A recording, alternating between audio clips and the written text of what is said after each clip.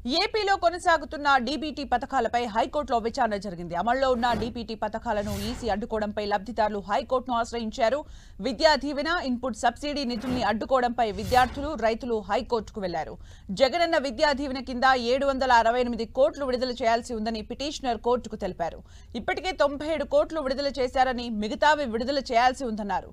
లబ్ధిదారులు కొత్తవారు కాదని కోర్టుకు తెలిపారు. అటు చేయూత కింద నిధుల విడుదలను ఈసీ నిరాకరించడంపై హైకోర్టులో మహిళా సంఘం సభ్యులు పిటిషన్ వేశారు. వాదనలు విన్న కోర్టు తదుపరి విచారణ ఎల్లుండికి వాయిదా వేసింది.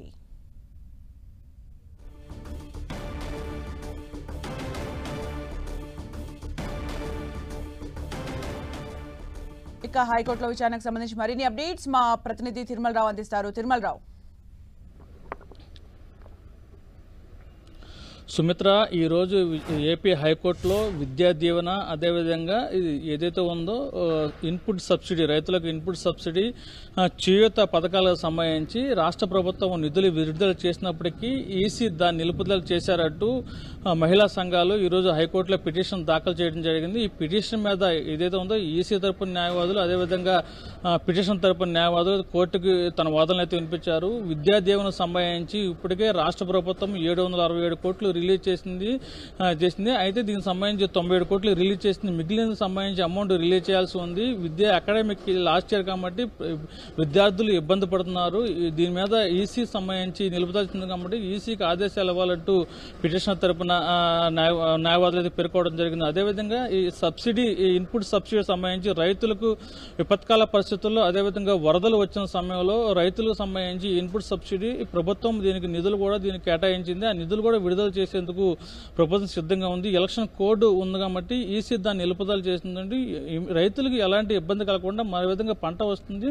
అయితే జూన్ దాటిన తర్వాత ఎలా ఇబ్బంది కలుగుతుందని చెప్పేసి ప్రభుత్వం ఎవరైతే ఉన్నారో పిటిషన్ తరపున న్యాయవాది కోర్టుకు తీసుకెళ్లడం జరిగింది. అదే చేయూతకు సంబంధించి ఇది మహిళలకు సంబంధించి చేయూత కింద వీళ్ళకి వివిధ వ్యాపారాలు చేసుకుంటూ వాళ్ళకి ఇబ్బంది కలగకుండా ఉండేందుకు రాష్ట్ర ప్రభుత్వం విడుదల చేసింది. ఇమీడియట్ గా దీన్ని రిలీజ్ చేసే విధంగా ఈసీకి ఆదేశాలు ఇవ్వాలంటూ పిటిషన్ తరపున న్యాయమూర్తి దృష్టికి తీసుకెళ్లడం జరిగింది. ఇది రెగ్యులర్ ప్రాసెస్. ఈ రోజు దీనికి సంబంధించి పథకాలు పెట్టలేదు. గత 4 సంవత్సరాల నుంచి ఈ పథకాలు రన్ అవుతున్నాయి కాబట్టి పథకాలు ఆపటం వల్ల వీళ్ళు ముగ్గురు సంబంధించి, ఇది విద్యా దీవెన సంబంధించి కానీ, ఇటు ఇన్పుట్ సబ్సిడీ రైతులకు సంబంధించి కానీ, చేయూత వ్యాపారాలకు సంబంధించి కానీ ఇబ్బంది పడుతున్నారు అంటూ ఏదైతే ఉందో పిటిషన్ తరపున న్యాయవాదులు హైకోర్టు దృష్టికి తీసుకెళ్లడం జరిగింది. అయితే ఇది ఎలక్షన్ కోడ్ ముందు వచ్చినప్పటికీ ఎలక్షన్ కోడ్ అమల్లో ఉండగా దీన్ని విడుదల చేయలేమంటూ ఈసీ తరపున న్యాయవాది చెప్పడం జరిగింది. మీరు కొత్తగా ఒక వినతి పత్రం ఇవ్వండి ఈసీకి, దీని మీద తదుపరి మేము ఆదేశాలు ఇస్తామంటూ హైకోర్టు అయితే